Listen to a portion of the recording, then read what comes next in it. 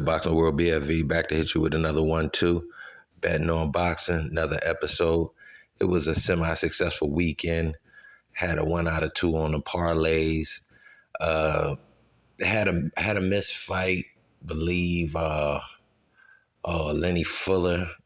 Was it Lenny Fuller? It was one of these dudes. Oh yeah, it was Lenny Fuller. That fight didn't go down. So I actually didn't get credit for that on the FanDuel wager, which cut the odds down. Terrible, terrible, terrible loss right there as far as just what the winning should have been on the payout. So you got to definitely want your odds to be looking 4-1, 5-1, something like that. On the second card, had the loss with the Lucic fighting Governor. Governor pulled the upset, man. I mean, I thought Lucic was the bigger, stronger guy, but Karan, he did his job and he pulled that upset. So big shout out to him. It goes like that with boxing sometimes, but again, the bankroll is still okay. You know what I mean? We still above. So I wanted to bring you a couple more fights coming up this weekend. First up, we got Fundora going up against Ocampo. For the favorite Fundora, the numbers are not too bad. I don't think it prices you out for him to have some value at betting on him as the favorite. You know what I mean? You probably want to put a couple extra units on it just to make sure the payout is worthy. But Campo, a solid underdog. You know what I mean? We looking at this fight. I'm definitely leaning Fundora, but it's a tough fight coming off a tough fight. So is he missing a little something? You know what I mean? You really got to analyze the fight before you just drop your bag like that. So when you look at another way to try to earn something off this, can Ocampo make it the distance?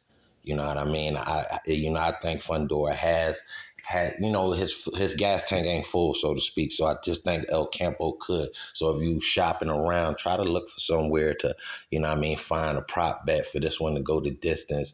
Ocampo does have the size to try to stay in there. He's a little bit taller than the former opponent, that Lubin. So I think his size should be able to help him stay in, absorb a little bit more, absorb a little bit more of that Fundora punishment. Anyway, that's my lean and my lock so far. Next up, man, we got London Arthur going up against an Argentinian vet and Cesar Rosario.